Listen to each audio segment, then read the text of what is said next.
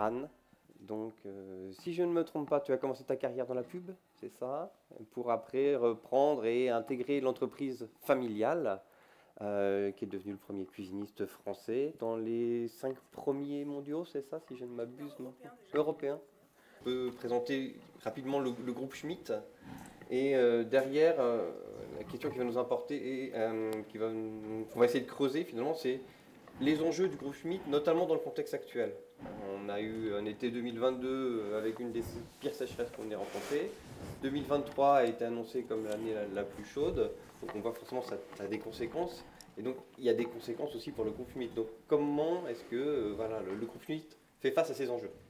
Alors oui, merci pour l'invitation, pour cette introduction. Alors déjà peut-être en quelques mots qui en est chez notre groupe, on est une entreprise familiale qui a plus de 60 ans aujourd'hui, qui a été créée même il y a plus de 80 ans en Allemagne, avec une présence française depuis 64 ans.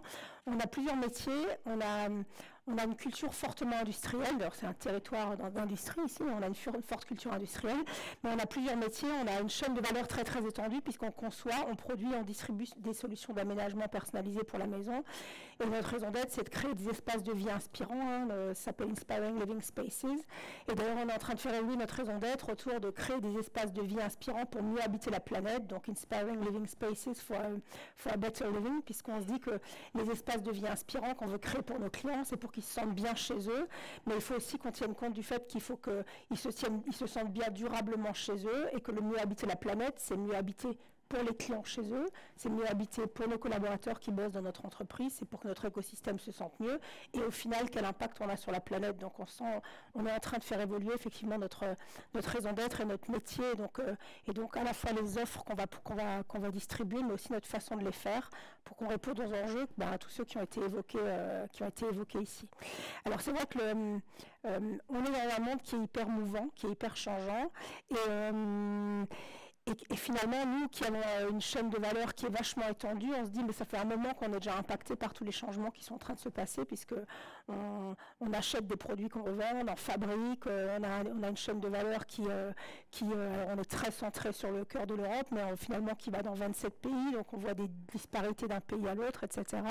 Et puis on voit surtout des attentes de notre écosystème de consommateurs qui sont en train de changer, et de la part de nos collaborateurs aussi pas mal de changements qui sont en train d'arriver. Alors on a connu une période Covid, comme beaucoup d'entreprises, qui était une période pas forcément simple, mais surtout après quelques semaines de fermeture, un post-Covid qui était absolument phénoménal. On a un collaborateur qui disait on était sous cocaïne pendant quelques mois et quelques années, avec une croissance à 30%, donc comment est-ce qu'on s'adapte à un modèle avec une croissance à 30%, et puis surtout avec aussi maintenant une baisse d'activité qui est assez forte, puisque notre marché a complètement dévissé, puisque notre marché est plutôt à -20 actuellement en termes de volume. Alors en valeur, selon les positionnements, ça peut être pire, mais on voit qu'on est face à des fortes variabilités d'activité, et c'est ça aussi parmi les enjeux qu'on va devoir adresser, c'est comment est-ce qu'on vit dans ce monde d'incertitude, avec des variations qui peuvent être très fortes. Elles peuvent être là des variations business qui peuvent être très fortes, mais aussi des variations qu'on peut avoir demain. On a connu post-Covid des pénuries assez massives en matière déjà de talent, difficulté pour le talent, mais ça c'était déjà enclenché depuis un moment, mais on voit que ce sujet-là, il va devenir de plus en plus critique, et la transformation des modèles des entreprises va être impactante sur notre capacité à attirer des talents, et surtout des pénuries de matières premières qui étaient très très fortes. Alors nous, on a toujours une philosophie qui est de se dire il faut qu'on travaille sur l'ensemble de notre chaîne de valeur, puisque notre chaîne de valeur elle est très large. On raisonne plutôt à ce qu'on appelle entreprise étendue, donc on tient compte des besoins de nos fournisseurs, de nos distributeurs, mais aussi de nos consommateurs, évidemment des collaborateurs et de tout l'écosystème, pour être capable de faire fonctionner cette chaîne de valeur qui est assez complexe. Et la nature des relations qu'on a avec nos fournisseurs fait qu'on a plutôt mieux résisté dans cette période de pénurie. Là où on avait des confrères qui avaient des vraies pénuries de matières premières, des usines qui étaient à l'arrêt, des délais qui sont passés de plusieurs semaines à plusieurs mois. Nous, on a toujours une relation très forte avec nos fournisseurs. On est labellisé relation fournisseurs et achats responsables, parce qu'on estime que bien traiter l'ensemble de l'écosystème, de l'ensemble de la chaîne de la valeur, c'est aussi un facteur clé de réussite. Et ça nous a plutôt servi, parce qu'on a plutôt on a été capable de délivrer ces 30% de chiffre d'affaires en plus, on les a fait, pas juste parce qu'on est vraiment super bon, mais parce qu'on a de bonnes relations avec l'ensemble des parties prenantes, et les collaborateurs, et les fournisseurs. Donc on a cette notion d'écosystème. Donc on vit dans un monde dans lequel on doit accepter cette incertitude, puisque plus 30, moins 20, on n'a jamais fait avant. Hein. Je ne sais pas si vous faites ça souvent, mais nous, on ne savait pas faire en tous les cas. Enfin, on a découvert qu'il fallait apprendre à faire. Et je pense que c'est aussi les prémices de cette incertitude qu'on va devoir apprendre à gérer. Et ce qui est un peu compliqué, c'est qu'on avait, ça a été bien dit tout à l'heure, on avait l'habitude de vivre dans un monde où tout était incrémental, et on pouvait se projeter par rapport à les scénarios qu'on avait connus.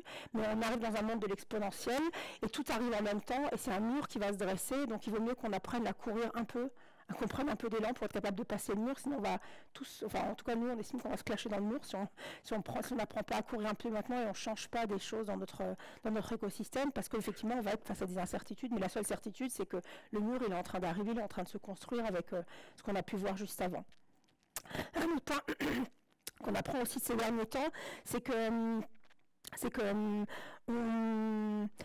on avait l'habitude effectivement d'être plutôt dans la projection, de se dire tiens, on va faire notre stratégie, notre budget, etc., notre plan à moyen terme, etc. Et dans ce monde d'incertitude, il va aussi falloir qu'on apprenne à gérer le fait que on planifiera plus de la même façon. On va devoir être capable de gérer ces aléas très différemment, et donc d'adopter des modes de management peut-être un peu différents, et d'être capable d'être vraiment beaucoup plus dans l'adaptation plutôt que dans la planification.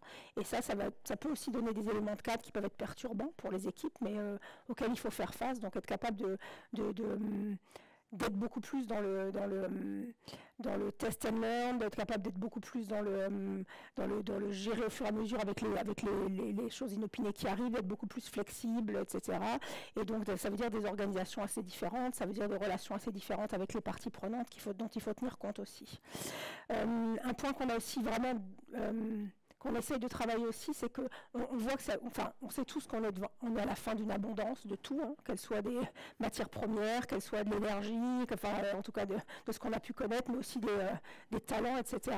Et beaucoup d'entreprises continuent à agir, ou beaucoup de nos écosystèmes continuent à agir comme si finalement tout était encore dans l'abondance. On reste dans l'hyper-compétitivité, on continue à fonctionner comme avant, et du coup on s'étonne qu'il y ait un peu d'inflation, qu'on ait un peu de mal à attirer des gens, mais en fait, si on commence à intégrer ces raisonnements de fin d'abondance, on commence aussi à réfléchir de façon assez différente sur comment est-ce qu'on agit dans un monde où il peut y avoir des pénuries fortes demain.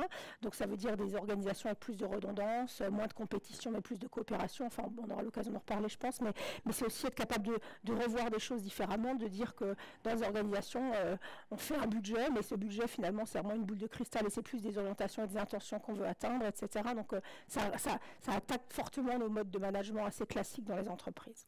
Et puis finalement, le point qui nous paraît vraiment le plus important, c'est que dans cette incertitude-là, j'évoquais notre chaîne de valeur, elle est vachement étendue, et donc on a l'habitude déjà de raisonner en entreprise étendue, et on se dit qu'il faut passer vraiment à la notion au-delà de l'entreprise étendue, c'est l'écosystème en fait, et de dire qu'on n'est qu'un acteur dans un écosystème, et qu'on va devoir travailler de plus en plus avec le reste de l'écosystème. Et le reste de l'écosystème, ça veut dire des gens avec qui on n'a pas forcément l'habitude de travailler. Ça peut être le monde académique, universitaire, ça peut être le monde travailler différemment avec le monde politique, avec d'autres organisations avec lesquelles on n'a pas l'habitude de travailler habituellement. Et c'est sortir de notre petite équipe et plutôt avoir un raisonnement global. Si on est dans un écosystème, comment on travaille avec d'autres organisations, etc. Et donc tous les lieux de rencontre qu'on peut avoir comme celui-là sont intéressants, parce que ça permet de rencontrer d'autres écosystèmes, d'autres organisations, d'avoir d'autres types d'interactions qui sont vraiment intéressantes. Et ça donne aussi, je pense, tout son sens à toutes sortes d'initiatives qui sont en train de se mener. J'ai participé la semaine dernière au Rhine Forum, qui était un forum qui réunissait des entreprises, des universitaires, le monde politique du Rhin, donc la Suisse, l'Allemagne et la France. Et c'est aussi intéressant de se dire, ça aussi c'est notre écosystème, c'est d'autres acteurs avec qui on n'a pas l'habitude de travailler. On parlait encore ce matin avec Hugues, il y a des écosystèmes qui existent d'entreprises, par exemple notamment industrielles ici, parce que c'est un fort territoire d'industrie, l'Alsace, mais il y en a en Alsace centrale. On a contribué à créer un réseau qui s'appelle Action en Alsace centrale. Il y en a dans le nord, il y en a dans le sud, il y en a dans le nord, il y a la RESA, il y a Résilient, etc. Donc on voit ce besoin des différents acteurs, qui soient économiques, académiques, à se mettre ensemble pour essayer de bosser ensemble, de faire des projets ensemble, parce qu'on se rend bien compte que les enjeux qui sont devant nous, on les craquera pas tout seul, mais on a intérêt à sortir de nos chapelles et à plus raisonner entreprise au sens forme juridique du terme, mais vraiment écosystème, quoi, voilà. Et concrètement, parce que je me mets à la place d'actionnaires, ouais. On va dire ça, de parties prenantes. Comment est-ce qu'on fait pour on va dire on est à plus 30 cette année, ça se trouve on va être à moins 20 l'année prochaine, je ne vais pas prévoir le budget, et alors que malheureusement, tout le monde n'est pas, j'allais dire, n'est pas encore câblé de cette façon-là, est prêt à entendre ça. Donc, comment est-ce que concrètement on arrive à le mettre en œuvre, j'allais dire, aussi bien avec ces fameux écosystèmes qu'il faut créer, qu'en interne dans l'entreprise. Alors déjà, les hausses et les baisses de business, de toute façon, elles s'imposent à nous. Hein, donc, de fait, par définition, l'actionnaire doit accepter le risque. L'entreprise, c'est un projet de conquête avec beaucoup d'incertitudes. Donc, de toute façon, il faut accepter ce risque-là. La question, c'est comment est-ce qu'on fait que les écosystèmes restent, enfin, que les entreprises restent viables. Et quand je dis viable, c'était intéressant ce qui était dit, c'est que c'est pas simplement d'un point de vue économique. Hein, il y a la viabilité économique parce que c'est un objet économique, une entreprise, et à un moment donné, elle a besoin de ce fuel-là aussi pour fonctionner. Mais la viabilité, elle va se mesurer aussi sur d'autres critères, je pense, qui vont devenir de plus en plus importants demain. C'est quelle est sa capacité à se sourcer, quelle est sa capacité à réduire son impact sur l'environnement, à partager la richesse et la valeur dans l'entreprise, etc. Mais pour moi, le premier point, il faut qu'il y ait effectivement une volonté forte de la part du dirigeant et effectivement de l'actionnaire. Alors nous, on est une entreprise familiale avec un petit actionnariat familial et donc c'est beaucoup plus simple parce qu'il y a un vrai alignement d'intérêts entre la volonté des actionnaires, des dirigeants, etc. de l'écosystème. Donc évidemment, je n'ai pas de leçon à donner sur aux autres entreprises, mais ce qui est sûr, c'est que en tous les cas, ça veut dire que ces sujets doivent être sur la table, qu'on doit être capable de les partager et qu'il faut avoir, en tout cas, qu'il faut s'aligner sur une espèce de vision partagée de c'est quoi la mission, c'est quoi le modèle qu'on veut poursuivre demain. Et ça, c'est essentiel parce que sinon, la transformation, elle ne peut pas se faire. Donc il y a besoin de partager la vision et d'avoir une volonté forte d'aller dans ces transitions. Ça paraît vraiment important. Alors le mode d'emploi du monde qui est devant nos yeux, là, qui arrive, qui se construit, nous, on ne l'a pas non plus, hein, donc on le cherche comme tout le monde. Donc si quelqu'un a une super idée dans les tables rondes, après, c'est top, c'est bien de pouvoir en parler.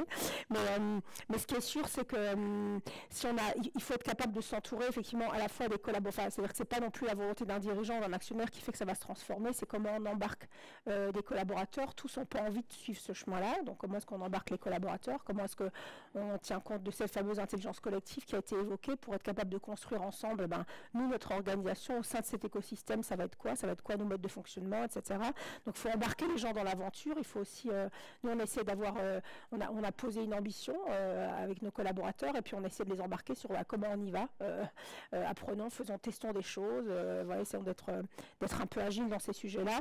Et on met beaucoup en lumière le point du management, de l'organisation, enfin de la façon de prendre des décisions qui est important. Nous on a une démarche qui s'appelle Inspiring Collective Way, dans laquelle on va travailler notamment les comportements, les valeurs managériales, avec 3 axes qu'on travaille particulièrement cette année, qui sont la coopération, la responsabilité et le 20-80. Alors 20-80, vous allez me dire, c'est pas une valeur managériale, mais quand on a travaillé sur les valeurs en termes de management, on s'est dit, mais finalement, il y a un point qu'on veut mettre vachement en avant dans les temps qui viennent, c'est cette notion de 20-80 aussi. Et donc, dans la coopération, il y a évidemment l'écosystème, il y a la coopération au sein de l'organisation, mais avec les autres écosystèmes, comment on apprend à coopérer différemment. Hein. La responsabilité, ça fait écho aussi bien à la responsabilité de l'entreprise en tant qu'acteur, mais aussi avec la responsabilité de chacun des collaborateurs de transformer, de transformer l'essai, ça c'est important, de prendre des décisions, des initiatives, etc. Et le 20-80, c'est de se dire, ça fait écho à plein de choses, ça fait écho à une volonté d'être beaucoup plus dans du test and learn, testons des choses, on est dans un monde nouveau, on n'a pas les cartes pour lire ce qui est en train de se passer, donc essayons d'apprendre des choses, testons des choses, apprenons que parfois c'est pas parfait, mais on y va, etc. Avec cette notion de, il vaut mieux faire que d'attendre que ce soit parfait pour faire, etc. Ça c'est un point. Il y a un point aussi, vraiment on évoquait d'agir en écosystème, et ça veut dire qu'il faut être capable d'inciter les équipes à sortir, en fait, se dire, on détient pas la vérité, on fera rien tout seul, et comment est-ce que nos équipes, elles ont le réflexe de sortir, d'aller rencontrer d'autres écosystèmes. Ça a été dit aussi, je crois que par Luc, c'est la notion de, oui, c'est pas honteux d'aller voir ce qu'ont fait les autres, au contraire, c'est comme l'innovation la moins chère, d'aller copier des trucs malins qui ont été faits chez les autres, etc.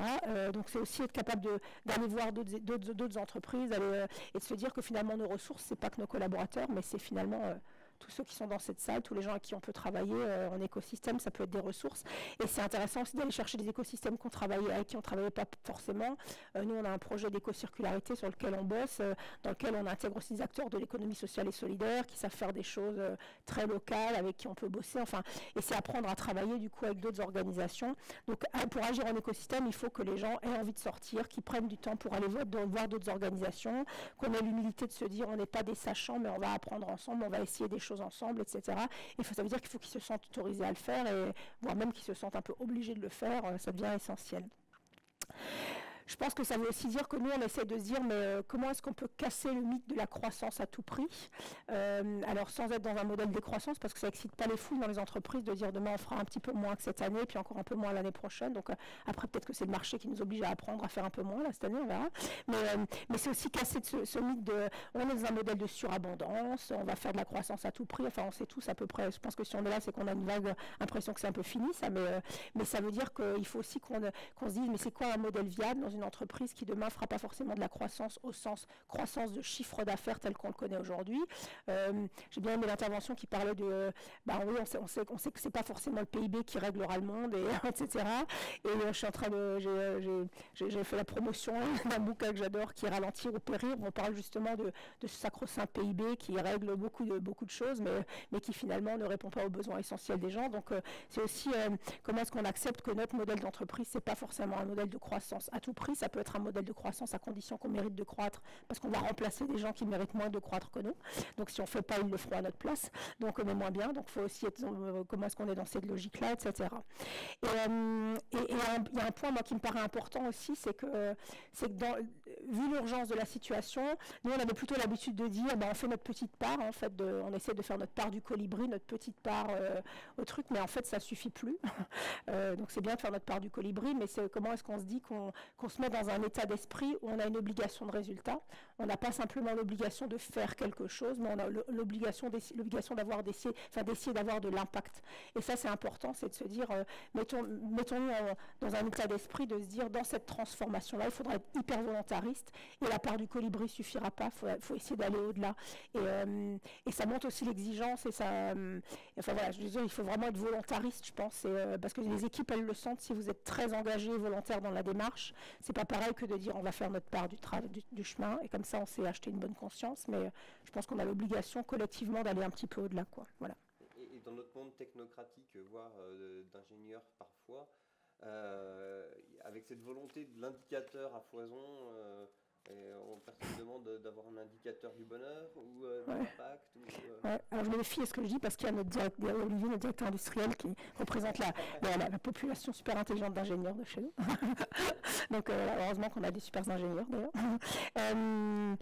Alors je ne sais pas quels sont les bons indicateurs qu'on aura, mais ce qui est sûr, c'est que il y a des indicateurs économiques dont on a besoin. On reste un objet économique, même si on a un actionnaire qui peut être sympa et qui décide de laisser beaucoup d'argent dans l'entreprise, mais on a quand même nécessité d'avoir du résultat pour être capable de faire les investissements qui s'imposent, d'être capable si on doit tenter des choses, si on doit faire des essais, des erreurs, il va falloir être capable de financer tout ce bazar sans avoir à rendre des comptes au trimestre. Ça c'est important, mais surtout on va devoir être capable de monter en compétences et de se créer justement toute la batterie d'indicateurs, entre guillemets, de mesures dont on a besoin, mais sur tous les aspects. Évidemment l'aspect économique c'est assez facile, mais sur tous les aspects, si on parle d'environnement, de biodiversité, on parle évidemment de carbone, mais c'est presque le plus simple, mais comment est-ce qu'on mesure notre impact, l'énergie et le carbone en général on les mesure pas trop mal dans beaucoup d'entreprises, on est certifié 50 001, etc. Donc on a l'habitude de mesurer certains trucs, mais par contre notre impact biodiversité, consommation d'eau, etc. Ça on le mesure assez difficilement. Aujourd'hui on a des indicateurs, on fait des études auprès de nos collaborateurs, etc. Mais il va falloir aussi là qu'on devienne plus malins tous ensemble pour comment on mesure l'impact qu'on a sur notre écosystème au sens large du terme. Donc nous on commence à mesurer effectivement beaucoup la satisfaction entre guillemets, c'est pas forcément exactement mesuré comme ça, de nos fournisseurs, de nos clients, etc. mais de nos collaborateurs, mais il va falloir aller un petit peu plus loin encore pour mesurer est-ce que vraiment on a de l'impact par rapport à tout ça. Ouais. Vous vouliez qu'on se parle d'un sujet? Non, j'ai rebondi en fait. C'était ma curiosité propre. Non, moi le sujet qui m'intéressait, c'est ce qu'on a dit, l'énergie commence à avoir un prix qui reflète plus la réalité, comme ça. L'eau, on voit que c'est une ressource rare. Les matières premières, ça se raréfie. Donc il y a l'impact de la planète, il y a le contexte, si je rajoute la guerre avec les coûts sur l'aluminium ou le Covid avec les coûts du transport, enfin voilà. Donc on parlait d'abondance qui disparaît. Voilà, et dans cette incertitude, dans un monde où l'abondance disparaît, comment est-ce qu'on pilote une organisation? Comment est-ce qu'on va travailler avec les pénuries qui arrivent? Alors, on avait l'habitude de se dire qu'il fallait qu'une entreprise elle soit hyper performante, hyper compétitive, surtout aucune redondance, etc. Tout doit être hyper sharp, etc. Et je pense que dans ce monde-là, c'est pas vraiment un facteur de résilience en fait. Et si on doit s'inspirer d'autres écosystèmes comme la nature, par exemple, elle nous indique quand même que la redondance, ça a des vraies vertus. L'hyper-performance, quand il n'y a pas d'abondance, ça ne marche pas vraiment bien. Donc, comment est-ce qu'on peut passer plutôt de mode de management où on est plus dans la coopération que dans l'ultra-compétition? Ça veut dire qu'on n'est pas dans on est dans un monde compétitif, mais ça veut dire comment est-ce qu'on va coopérer dans l'organisation avec d'autres organisations un peu différemment, accepter des redondances, accepter que des choses ne soient pas parfaites, etc. Et là, ça veut dire changer un petit peu, effectivement, soit des indicateurs, soit des paradigmes qu'on avait dans l'entreprise autour de tout doit être hyper sharp, optimisé au maximum, etc. Mais face à ces incertitudes, à ces pénuries, ça ne tient pas, quoi. Donc, voilà, donc c'est de se dire, nous, on se dit, mais finalement, aujourd'hui, nous, par exemple, dans notre industrie, une de nos matières premières, c'est le panneau de particules. Si demain, il devait y avoir un gros clash et qu'on n'a plus de panneau de particules, on disparaît simplement du marché pendant X mois, voire définitivement. Et donc, c'est de se dire, là aussi, si on reste dans un modèle où on n'a qu'une matière première, on n'a qu'un fournisseur, mais c'est super optimisé, voilà, c'est comme une forêt ou n'importe quoi. Si vous avez une seule essence, si vous avez un gentil papillon qui bouffe tout ça ou n'importe quel truc, ça disparaît. En entreprise, c'est pareil, en fait. Face à cette incertitude, c'est quelles sont les redondances qu'on va accepter, quelles sont les imperfections qu'on va accepter pour être capable d'être plus pérenne et d'être dans une forme de longévité, etc. Et je pense qu'effectivement, il y a des modèles très inspirés de la nature qui peuvent être des sources d'inspiration assez fortes pour nous, je pense. Voilà. Il y a aussi effectivement de faire, je pense que là aussi, la notion d'être capable d'acquérir de la compétence et de la connaissance sur comment est-ce qu'on va mesurer notre impact, comment est-ce qu'on mesure que ce qu'on décide, ça a un réel impact sur notre consommation, sur l'énergie, souvent ça peut être assez facile, mais sur l'eau, sur la biodiversité, sur tous ces aspects-là, comment est-ce qu'on impacte, de quoi ont besoin les collaborateurs aussi, c'est des vraies questions qu'on doit se poser, c'est de se dire, au-delà d'avoir un bon salaire, etc., nous on travaille beaucoup par exemple sur les espaces de travail, c'est de se dire quand les gens viennent, qu'est-ce qu'ils y trouvent pour qu'ils soient bien, comment est-ce qu'ils arrivent à coopérer efficacement, etc. Donc c'est revoir les organisations de travail, c'est les modes de prise de décision, enfin ça impacte en fait toute l'entreprise. Et ça ne peut pas se décréter par 2-3 personnes, mais ça doit se construire avec l'ensemble de l'écosystème. Donc on va essayer de travailler beaucoup. On a fait encore un séminaire la semaine dernière avec ce qu'on appelle la Team 50, qui sont une cinquantaine de managers de l'entreprise. Et on s'est posé des questions comme ça, justement, autour de comment est-ce qu'on va transformer, c'est quoi les sujets sur lesquels on va devoir bosser, comment on va acquérir de la compétence meilleure dans ces domaines-là. Donc on va devoir faire participer l'ensemble des collaborateurs à ce modèle-là. Et il y a un point auquel on réfléchit aussi beaucoup et qu'on travaille, qu'on commence à mettre en place aussi, ça a été évoqué rapidement la notion d'inégalité on regarde beaucoup l'aspect environnemental, écologique, machin, etc. Mais l'aspect social est vraiment clé en fait dans la transformation. C'est que comment est-ce qu'on va être capable de partager moi je peux jamais parler de partage de valeur, mais quelqu'un d'assez vrai m'a repris la semaine dernière en me disant non, il faudrait plutôt parler de partage de richesse, qui est de se dire alors c'est vrai à l'échelle de la planète, mais c'est vrai aussi à l'échelle de l'entreprise, c'est de se dire le partage de la richesse, il est quand même fondamentalement pas toujours équitable. Et on va devoir aussi s'interroger sur comment est-ce qu'on partage la richesse ou la valeur créée différemment avec l'ensemble de l'écosystème. Ça va revoir les politiques de rémunération, ça va réinterroger est-ce qu'il est acceptable qu'il y ait des écarts de salaire aussi phénoménaux dans les entreprises, etc. Voilà, c'est des sujets, alors ça peut paraître des gros mots dans certaines boîtes, mais il va falloir les adresser aussi.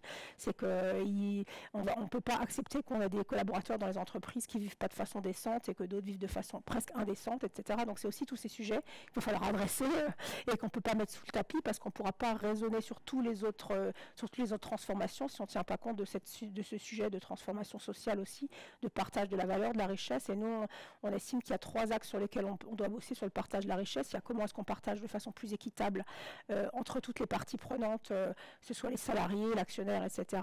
Donc là, on a un projet qui est en cours. Il y a un autre sujet qui est comment est-ce qu'on partage avec la collectivité. Donc si on partage avec la collectivité, c'est aujourd'hui on a toutes sortes d'initiatives de partenariat avec le WWF qu'on finance sur des projets avec SOS Village Enfants, enfin toutes sortes de causes qui sont des causes qui nous tiennent à cœur. Et donc c'est de se dire il faut que l'entreprise puisse redistribuer à la collectivité une partie de ce qu'elle lui prend. Alors une partie de ce qu'elle lui prend, ça va être dans le prix des matières. Voilà, aujourd'hui il y a des matières, enfin des ressources qui ne valent pas assez cher. Ce sera une façon, si on les paye au vrai prix, ce sera une façon de repartager avec la collectivité, mais aussi soutien des projets. Tu as été évoqué la notion de fondation, donc on travaille sur une fondation, des choses comme ça pour se dire mais comment est-ce qu'on va repartager à ces parties prenantes-là aussi. Donc il y a vraiment cette notion de si l'entreprise qui est de la valeur ou de la richesse, il faut qu'elle le répartisse de façon plus équitable entre toutes les parties prenantes qui contribuent à la création de cette richesse. Et l'écosystème, enfin l'environnement en est un, et ça passera sans doute par des variations de prix sur des matières et des choses comme ça qui sont assez fortes. Et puis nous, surtout, on a une conviction, c'est que, enfin je l'évoquais tout à l'heure, c'est que plutôt que de rester dans cette notion de il faut que l'entreprise, de driver l'entreprise uniquement par de la croissance de chiffre d'affaires, mais c'est de se dire combien de clients heureux on va faire tous les jours, tous les ans, combien de collaborateurs on va permettre d'avoir un train de vie décent et qui leur permettent d'être bien dans leur basket quand ils viennent au boulot, combien de fournisseurs vont vivre correctement et dignement grâce à nous, ou grâce à notre collaboration, etc. Donc on est beaucoup plus dans le si on doit croître, il faut qu'on mérite de croître parce qu'on est plus vertueux que les autres autour de nous. Donc il faut que l'écosystème ait intérêt à ce qu'on ait de la croissance, sinon ça ne vaut pas la peine d'en avoir en fait. Voilà. Et donc c'est comment est-ce qu'on invente le modèle qui va autour de ça. Merci beaucoup. Pour finir, votre vision de l'avenir proche, parce que là on a dit c'est incertain, demain on ne sait pas, et là, demain l'écosystème il va réussir à vivre, il va réussir à être créé. Alors j'espère que l'avenir proche sera radieux pour tout le monde. Mais, alors l'avenir proche, c'est comment est-ce qu'on embarque tous nos collaborateurs. Donc nous, on travaille beaucoup sur comment on va embarquer, comment on partage la vision et qu'on embarque l'ensemble des collaborateurs dans toutes ces démarches-là. Dans l'avenir proche, il y a plusieurs éléments. Il y a un premier élément qui est de se dire, nous, on travaille sur ça va être quoi, non seulement notre offre demain. Aujourd'hui, on fabrique des meubles neufs, donc je caricature, on coupe des arbres, on fait des panneaux, c'est pas tout à fait vrai puisque les panneaux c'est majoritairement du bois recyclé, mais donc en gros on fait du panneau de particules, on fait des cuisines pour des clients, on met de l'électroménager dedans, et puis on la change après 20 ans quand vous en avez marre, etc. Donc du coup, c'est de se dire notre offre, c'est quoi demain, c'est quoi les types de services différents qu'on va être capable de développer demain pour que vous puissiez recycler, upcycler, réparer, transformer, etc. Utiliser d'autres types de matériaux, être vers de l'éco-circularité, etc. Donc là, il y a toutes sortes de démarches sur lesquelles on est déjà en train d'avancer. Donc nous, on travaille beaucoup sur ça va être quoi l'offre de demain, qui soit vraiment plus responsable, mais la façon de le faire aussi de façon plus responsable. On a un deuxième point qu'on travaille aussi aujourd'hui, je l'évoquais rapidement, c'est comment est-ce qu'on va travailler des modes de coopération différents, et ça c'est tout de suite, c'est comment est-ce qu'on permet à nos collaborateurs de sortir davantage, de travailler différemment ensemble, de retravailler nos espaces de travail. Donc on met en place toutes sortes d'espaces de travail différents pour que les gens puissent favoriser les hybridations, les rencontres de gens qui ne se connaissent pas, etc., avec des work cafés, avec des nouveaux lieux, etc., qu'on est en train d'imaginer, de travailler. Les premiers se sont mis en place déjà, et on voit déjà que ça favorise le fait que les gens se rencontrent, qu'ils fassent venir d'autres gens dans l'entreprise, etc. Donc ça, c'est vachement important. Il y a un point qui me paraîtrait important, alors on n'en est pas là, mais on aimerait bien que ça puisse venir demain assez vite, c'est que dans beaucoup de boîtes, et chez nous y compris, on a une direction de la RSE, mais quelque part c'est un peu un non-sens, c'est que vous transmettez la charge de la responsabilité à une direction de transformer le modèle de l'entreprise, mais idéalement il faudrait que toutes les directions soient dans cette logique de responsabilité, donc voilà, on n'en est pas là, donc là vous me demandez demain, c'est pas pour demain tout de suite, mais en tous les cas on est vraiment en train aussi de réfléchir à comment est-ce que l'organisation est capable de porter cette transformation, parce que pour être une vraie entreprise avec un impact positif, il ne suffit pas d'avoir une direction de la RSE, enfin je veux dire, sinon tout le reste peut continuer à fonctionner comme avant, donc c'est quel poids on lui donne de l'organisation et comment est-ce qu'on transforme l'organisation pour qu'elle soit complètement responsable et que ce soit une stratégie complètement responsable et engagée, pas simplement une direction. Et puis, et enfin, je pense qu'il y a un point qui est vraiment important, et je trouve que la notion de désirable est importante, c'est qu'on est beaucoup dans un contexte où on est dans une écologie culpabilisante, etc.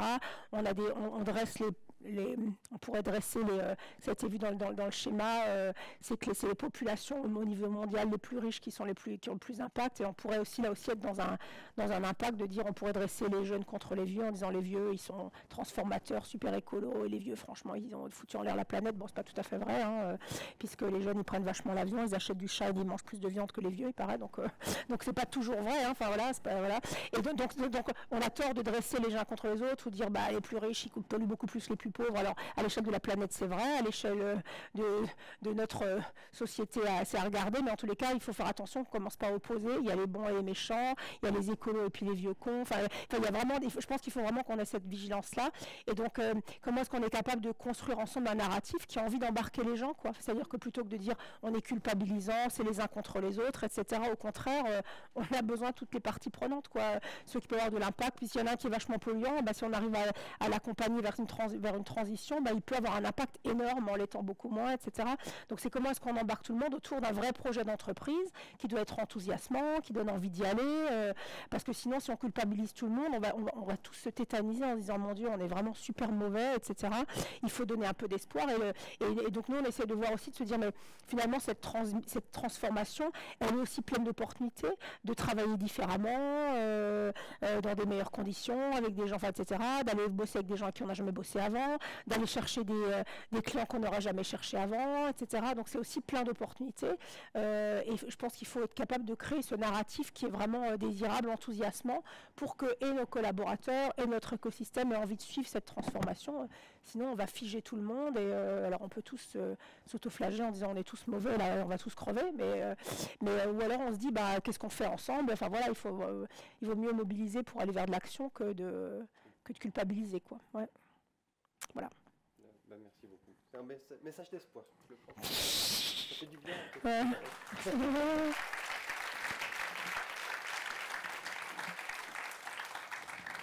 Je vous propose de passer à une séquence de questions-réponses avec Anne.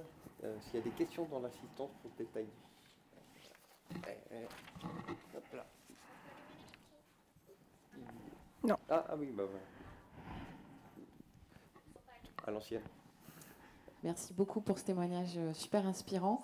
Par rapport aux salariés, est-ce que vous vivez aujourd'hui des enjeux de radicalité, en fait, de salariés en désobéissance civile, en opposition finalement au projet, ou de collectifs internes qui se mettent en place, et justement comment vous travaillez sur ces enjeux de radicalité? Alors, aujourd'hui, c'est un peu tôt pour nous, c'est-à-dire qu'on est en train de... là, pour l'instant, on est plutôt en train de travailler au niveau management encore, donc on va déployer pas mal de choses début d'année à l'ensemble de notre réseau de distribution sur des changements, sur des changements qu'on veut avoir sur la mission, la vision et du coup sur la stratégie aussi de l'entreprise. Donc, on n'a pas encore cette radicalité. Par contre, on a commencé à voir... alors, on voit beaucoup d'enthousiasme dans les équipes auprès desquelles on communique sur ces sujets-là. C'est plutôt enthousiasmant. Alors, comme j'ai un collègue qui est là, il peut aussi intervenir s'il a envie. Je ne serais pas motivé pour témoigner, mais c'est intéressant de voir lui comment il le vit. Mais en tout cas, on a trouvé des gens vachement force de proposition, plutôt enthousiasmants. C'est-à-dire que dans le même meeting, on annonce on est face à une crise, on risque de dévisser en termes de chiffre d'affaires l'an dernier. C'est jamais arrivé depuis toute l'histoire de l'entreprise. Hein. Donc, on est dans une crise assez sans précédent quand même. Et on va annoncer en même temps qu'on veut changer de braquet sur ces sujets-là. Et en fait, ça a donné... À la sortie de la réunion, les gens étaient tous super enthousiastes parce qu'ils disent mais ça donne vachement d'espoir.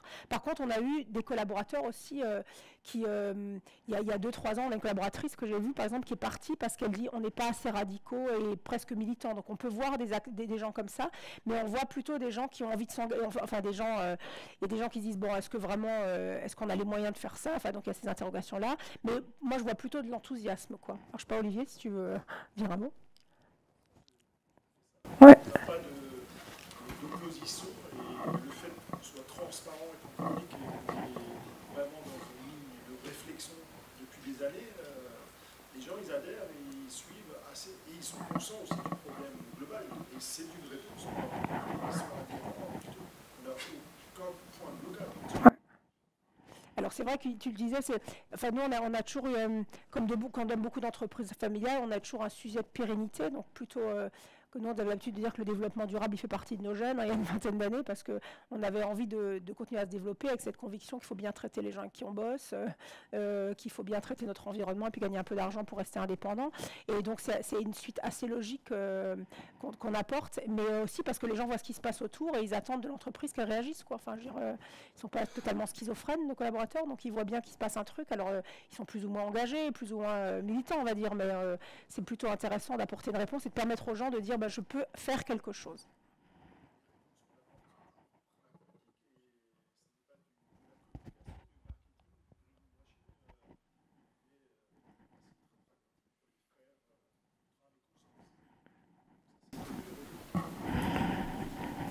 concrètement, comment ça remonte les questions des employés? C'est managérialement, il y a un système de remontée, j'allais dire, de suivi terrain où on demande au top management d'aller partout dans les usines et autres, ou chez les commerciaux et pour échanger avec, ou comment est-ce que vous captez finalement?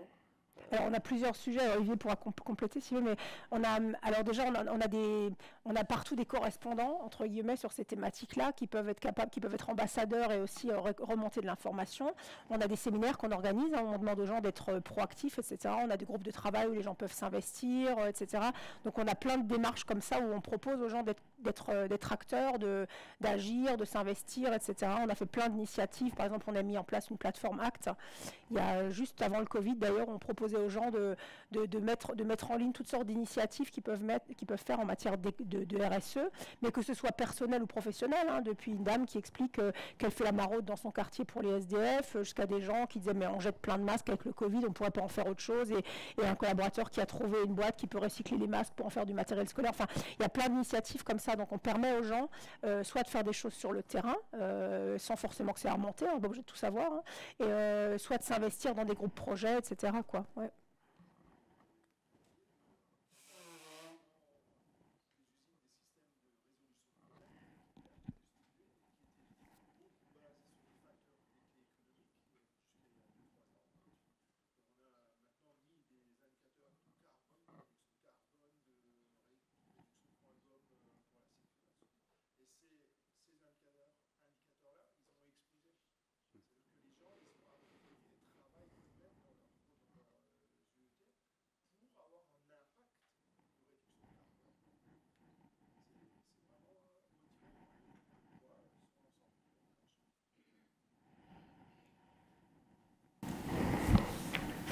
Caméra.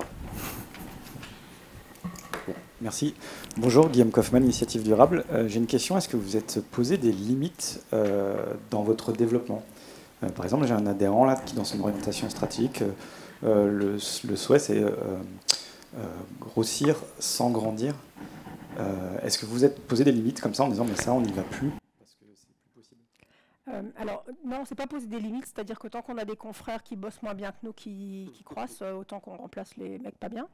Voilà, mais non, mais parce que c'est une réalité, on pourrait se dire on arrête, mais sauf qu'autour de nous, si tout le monde continue à croître, c'est quand même con, parce qu'il y a des gens probablement moins engagés qui le feront, donc il y a ça. Par contre, ce qui est intéressant, c'est qu'on a des projets, là on étudie un nouveau territoire qui est un peu plus lointain que notre territoire habituel, et le sujet est monté partout, dans les équipes, au comité de direction, de dire bon, si on y va, c'est quoi l'impact carbone, machin, etc. Et c'est des questions qu'on ne serait pas posées avant. On aura proposé, par exemple, on a démarré il y a quelques années un business en Chine. Bon, du coup, on est devenu industriel sur place. On a eu une usine pour approvisionner le marché chinois, parce qu'on s'est dit ça n'a pas de sens de faire venir. Donc déjà, l'aspect bon sens business et carbone sont rentrés en considération. On a dit bon, ça n'a pas de sens de mettre ça dans des bateaux depuis l'Alsace pour livrer à la Chine, et puis si on veut vraiment être un acteur significatif sur ce marché-là, il faut être industriel là-bas, et comment est-ce qu'on peut avoir une industrie qui est le plus clean possible là-bas, etc. Et donc on a réussi à fixer des standards. Finalement, ça a été évoqué, la Chine et nos partenaires étaient super enthousiastes finalement de fixer des standards qu'on a pu. Mais ça n'aurait pas été un deal breaker à l'époque, je pense. C'était il y a 10 ans. Aujourd'hui, les marchés de cette distance-là, quand on les étudie, si on n'arrive pas avoir un modèle qui est avec un impact carbone qui est pas pire que ce qu'on a aujourd'hui, entre guillemets, hein, donc on n'est pas encore on est loin d'être parfait, mais en tous les cas, on dit on ne peut pas développer un nouveau business dans lequel l'impact carbone sera pire que sur nos marchés actuels. Donc, et ça rentrait pas en considération. Donc on est vraiment en train de se dire, par exemple, si on doit faire des nouveaux territoires, il faut qu'on soit plus vertueux que ce qu'on fait ici. Donc quel est le modèle qu'on va devoir mettre en place, etc. Donc on voit qu'on est en train là aussi d'apprendre, de se dire, mais tiens, si on veut développer des nouveaux produits, on commence à fixer des limites aussi, de se dire, tiens, quel est l'impact sur la recyclabilité du produit, on travaille sur une nouvelle marque, on a mis dans le cahier des charges, il n'y a pas de produits qui viennent d'Asie, tout le sourcing doit venir d'Europe, il y a des matières premières qu'on n'utilise plus parce qu'on sait que c'est super chiant à recycler, etc. Donc c'est en train de se faire comme ça en fait. Ouais.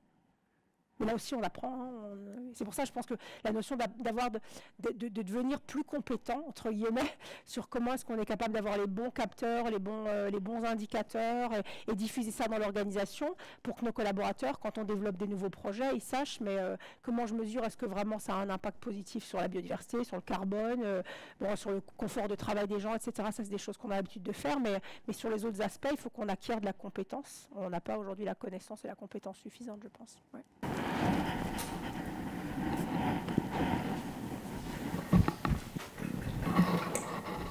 Donc, bonjour, merci pour cette intervention. Donc, moi, je suis Sarah Richard, je suis enseignant-chercheur à l'EM Strasbourg. Donc, moi, la question qui m'anime, c'est comment j'inclus tout ça dans nos enseignements, puisque j'ai la chance d'être directrice adjointe d'un programme, et donc je peux avoir un impact dans la manière dont j'enseigne ça aux futurs managers. Donc, il y a beaucoup de questions qui m'animent en ce moment sur ces sujets-là. Et justement, la question que j'ai, que j'aurais pu poser à mes étudiants d'ailleurs, c'est du coup pour vous, qu'est-ce que c'est un business model qui intègre les limites planétaires? Alors, il n'y a pas toutes les réponses forcément aujourd'hui à l'heure actuelle. Et juste un point de précision, comment fonctionne votre 80-20? D'après moi, c'est les salariés ont 20% pour développer un projet personnel? Non. Alors, je ne suis pas sûre que j'ai la réponse à votre première question. Mais le 80-20, ce n'est pas effectivement 20% pour un projet personnel, c'est beaucoup plus dans les logiques de prise de décision ou de projet qu'on mène. Nous, on a une culture plutôt industrielle, très perfectionniste. Il faut que les choses soient bien faites. On aime bien que les choses soient bien faites. Une de nos singularités, c'est qu'on a plutôt l'intention de bien faire les choses. Je dis toujours, c'est qu'on est plutôt engagé pour bien faire les choses. Alors, ça a des avantages, mais parfois, ça peut avoir des inconvénients. Et donc, dans un monde où il faut être beaucoup plus agile, c'est apprendre à nos collaborateurs que parfois, sans être dans la perfection, on peut obtenir 80% du résultat. Enfin voilà, donc on essaie vraiment d'avoir ces logiques beaucoup plus d'agilité, de test and learn, et pas chercher à être parfait surtout, parce que parfois la dose d'effort pour faire les petits 20% en plus, elle est colossale, etc. Donc selon quel angle vous pouvez le regarder, ça peut s'interpréter différemment. Mais c'est vraiment, on essaie de casser la logique habituelle ou la culture qui est de se dire il faut que tout soit parfait pour qu'on soit capable de le faire, et on ne le fait pas tant que c'est pas parfait, tant qu'on n'a pas 100%, etc., etc. Donc c'est aussi cette logique-là d'être un peu plus frugaux dans nos moyens, qu'ils soient financiers ou humains ou ressources, etc. Donc c'est cette logique-là. Après, comment on l'intègre? Alors déjà le simple fait d'en parler, d'expliquer qu'une entreprise, c'est pas juste un objet économique qui doit délivrer un maximum de résultats, c'est déjà pas mal. C'est déjà aussi je pense qu'on a vraiment besoin d'acculturer aussi l'ensemble des collaborateurs dans les entreprises sur le fait qu'on va devoir inventer ensemble un modèle plus vertueux, mais on va devoir l'inventer ensemble parce que nous-mêmes, je rigole toujours parce qu'on évoquait le bouquin que j'aime bien qui est Ralentir ou périr. Je l'ai offert à Noël une année à toute l'équipe. Alors je me suis demandé s'il y en a qui allaient partir, mais tout le monde est encore là, donc comme quoi c'est possible. Et entre Pierre Rabhi et ça, on a des lectures intéressantes à Noël. Mais cela dit, on va devoir l'inventer, ça. Alors, on a des idées, mais c'est pour ça, je pense que là aussi, ce serait intéressant que les entreprises, on puisse rencontrer ces jeunes-là pour comprendre c'est quoi leurs aspirations, c'est quoi leur mode de vie, comment ils veulent, est-ce qu'ils sont prêts à travailler dans des écosystèmes plus ouverts, etc. Parce qu'on va devoir inventer ça. Alors, on peut l'inventer nous, tout seuls dans notre coin, avec les idées et les dogmes qu'on peut avoir, encore qu'on essaie de décroter un petit peu, mais on pourra essayer d'imaginer ensemble, parce que je pense que cette notion d'écosystème, c'est aussi d'être capable de bosser ensemble avec des jeunes qui ont 20 ans, qui rentrent sur le marché du travail, et quelles idées ils ont, quelles envies ils ont, avec des chercheurs, avec on était à une table ronde le jour avec Jean-Marc Jancovici, comment est-ce qu'on intègre des gens comme ça dans leur réflexion aussi, dans des choses très pragmatiques dans les entreprises. Mais en tout cas, déjà, de simple fait que ces jeunes-là intègrent le fait qu'on est dans un monde qui a des limites, qu'on n'est plus dans un monde d'abondance et qu'il faut tenir compte de tous ces paramètres, c'est déjà pas mal, parce qu'aujourd'hui, les jeunes qui arrivent dans les entreprises, ils peuvent le vivre à titre perso, mais ils sont encore dans une logique que l'entreprise doit connaître absolument de la croissance. C'est juste vital, oui, ça peut l'être dans certains cas, mais on pourrait imaginer des modèles différents, en tout cas on doit les construire, donc juste déjà qu'ils aient cette compréhension, c'est pas mal. Donc nous, on accueille plein volontiers des étudiants qui veulent réfléchir à ça avec nous. Il y a d'autres questions?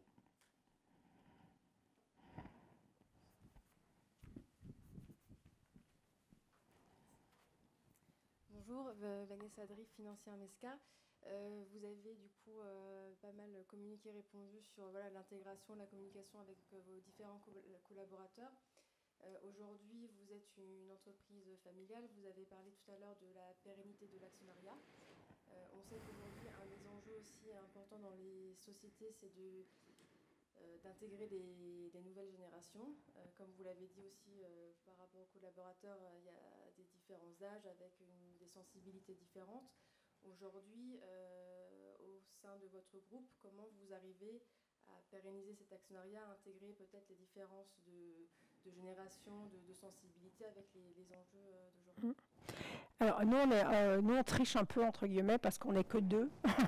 Donc on est une petite famille en fait, même si on est une troisième génération, on est une entreprise familiale avec peu d'actionnaires, donc on est deux. Et la génération d'après, ils sont que deux. donc je peux pas donner de leçons à toutes les boîtes. Il y a des entreprises familiales ici présentes d'ailleurs qui ont plus de complexité, plus d'actionnaires avec des générations différentes. Donc voilà. Donc moi je peux pas juger puisqu'on est très alignés là-dessus. On est très alignés sur le fait qu'il faut partager différemment la richesse et que nous on trouve profondément indécent qu'une grosse majorité de la richesse créée à l'actionnaire, mais c'est facile à dire chez nous, entre guillemets, c'est notre choix, et c'est pour ça que je dis pas que je ne serai pas dogmatique sur le sujet non plus. Mais pour voir d'autres entreprises qui ont des actionnariats familiaux avec plusieurs générations, plusieurs branches familiales, des âges différents, etc., celle qui arrive bien, c'est celle qui intègre vraiment justement toutes les parties prenantes dans comment est-ce que je m'intéresse à l'entreprise, comment est-ce que je connais l'entreprise et ses enjeux, tenir compte aussi des besoins personnels de chacun qui vit dans l'entreprise, quelles sont les règles qui régissent les actionnaires, la famille, les membres de l'entreprise, le management, etc. Alors nous, on est une petite famille, mais on s'est quand même préoccupé de se dire quels sont les droits et les devoirs de chacune des casquettes qu'on peut avoir en tant que membre de la famille, en tant qu'actionnaire et en tant que manager. Et quelles sont les interactions qui vont régir les différents cercles. Donc c'est quoi les liens entre l'actionnaire et le management par exemple. Donc on a un conseil de surveillance, c'est-à-dire des organes comme ça, mais nous on a aussi défini que, mais ça comme dit c'est vraiment propre à notre entreprise, nous on a défini que l'entreprise n'est pas un jouet qui appartient à la famille, mais que la famille doit se mettre au service de l'entreprise. Et donc on a défini par exemple des règles de gouvernance dans le conseil de surveillance, il peut y avoir qu'un membre de la famille ou une seule personne qui représente les intérêts de la famille. Il faut des gens qui représentent les intérêts de l'entreprise, entre guillemets, pour le développement de l'entreprise. C'est pareil dans l'équipe de direction, etc. Mais c'est assez facile parce qu'on n'est pas 50. Donc je ne donnerai pas de conseils à qui que ce soit là-dessus. Une dernière question peut-être? Bailly, une question. C'est long, Bonjour, Agathe Jacob. Donc moi je suis coach et perma-leader. Je voudrais savoir comment vous intégrez la régénération de la biodiversité dans votre modèle d'affaires. Aujourd'hui, c'est un des points qu'on intègre mal en fait.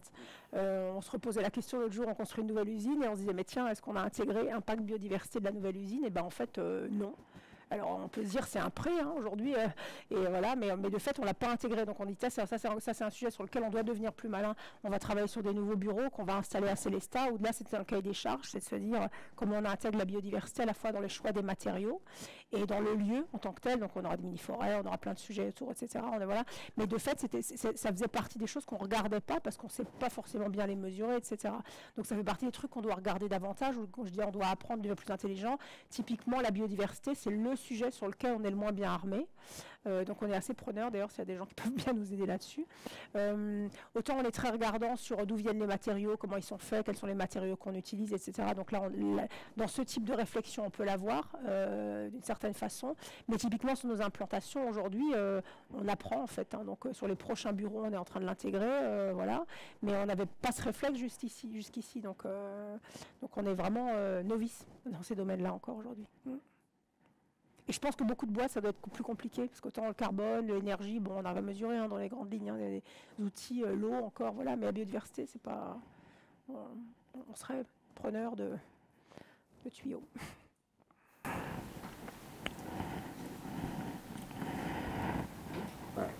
C'est une si je frustrais quelqu'un. Florent, je vais être frustré. Ouais, c'est la deuxième dernière. Donc Florent Tesser, Carbone et CKD.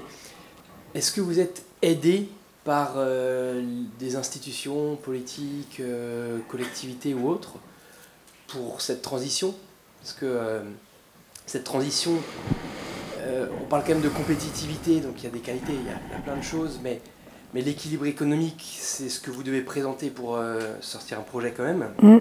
Donc est-ce que vous êtes aidé, ou est-ce que votre transition se suffit à elle-même pour équilibrer finalement le projet? À date, si la question c'est est-ce qu'on aura des aides publiques, à date on ne compte pas sur des aides publiques, mais en fait on n'a jamais compté sur des aides publiques, parce qu'en fait quand une entreprise ne va pas trop mal, finalement elle a assez peu d'aides publiques en fait. Donc nous on ne compte pas sur de l'investissement tiers pour y arriver. Par contre là on va avoir besoin... l'aide dont on a besoin, elle est de faciliter et de favoriser les mises en relation, les mises en réseau, etc. On parlait par exemple, on a parlé avec certains qui sont dans la salle déjà d'écologie industrielle de territoire. Nous, on ne va pas faire des trucs tout seuls, même dans nos régions. On parlait des réseaux d'entreprises, d'industrie, Action par exemple. Nous, on est en Centre-Alsace, mais il y a RESA, il y en a d'autres, etc. Au-delà de l'argent, on a besoin surtout de soutien, de nous faciliter la vie, entre guillemets, pour qu'on puisse agir, de faciliter les connexions, etc. Donc c'est plus de soutien dans ce genre-là dont on peut avoir besoin. Mais là, c'est pareil, je parle de notre cas d'entreprise. Je sais qu'il y a des entreprises pour qui le financement de cette transition, il est complexe et il est coûteux. Donc là, il y aura peut-être d'autres besoins, mais c'est pour ça que nous, on ne compte pas là-dessus, en fait. On ne l'intègre pas dans notre modèle économique, mais parce qu'on a, entre guillemets, le luxe de pouvoir le faire, mais c'est aussi parce qu'on a toujours une stratégie, justement, pas de distribuer tout à l'actionnaire, mais de laisser dans l'entreprise pour qu'elle ait les moyens d'assurer son développement. Et on a aussi construit un modèle d'entreprise avec un BFR négatif qui nous aide aussi dans ces périodes pour faire des choix. Mais voilà, donc c'est très personnel à notre entreprise, en fait. Il y a une troisième dernière question. Ou est-ce que on ne frustre personne? Merci beaucoup, Anne. Merci. Merci beaucoup. Merci.